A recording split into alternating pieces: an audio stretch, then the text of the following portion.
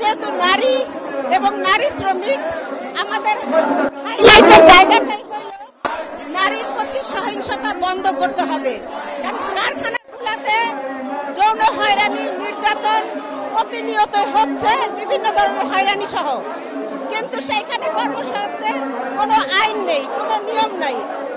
হাইকোর্টের নীতিমালাটাই আমাদের ফলো করতে হয়, সেইটা মালিকরা খুব একটা বেশি গুরুত্ব দেয় না। তাই আমাদের কর্মক্ষেত্রে যৌন হয়রানি প্রতিরোধ আইন চাই, আইলো সনদ 190 অনুস্বাক্ষর করতে হবে। এবং সরকার সবচাইতে বেশি যেটা বৈষম্য করেছে, কলকারখানার শ্রমিকদের জন্য 4 মাস মাতৃত্বকালীন সুবিধা এবং সরকারি কর্মচারী কর্মকর্তা যারা নারী শ্রমিক তাদের জন্য 6 মাস। কিন্তু এই দেশের অর্থনীতিতে, এই দেশের নারীর ক্ষমতায়নে দেশ আজকে এত দূর এগিয়ে গেছে, এই নারী শ্রমিক বিশেষ করে তৈরি পোশাক শিল্পের।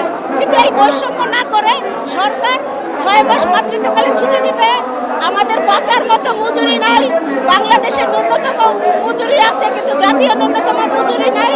অবাধ ট্রেড ইউনিয়ন করা, শ্রমিক হত্যা বন্ধ করা, শ্রমিককে ইউনিয়ন করা এবং ন্যায্য অধিকার দেওয়া। নিরাপত্তা নাই শ্রমিকদের, অনিরাপদ কর্মস্থল যেমন রানা প্লাজা, তাজরিন ফ্যাশন, এক্সপেক্টা, এই সমস্ত ফ্যাক্টরি থেকে আমরা জানি যে এখনো কর্মস্থল পুরোপুরি নিরাপদ না। তো আমাদের দাবি হলো কর্মস্থল যেন পুরোপুরি নিরাপদ থাকে, শ্রমিক সেখানে নিরাপদ থাকে, নিরাপদে কাজ করবে এবং বাঁচার মতো মজুরি পাবে, কর্মক্ষেত্রে যেন যৌন হয়রানি মুক্ত থাকে।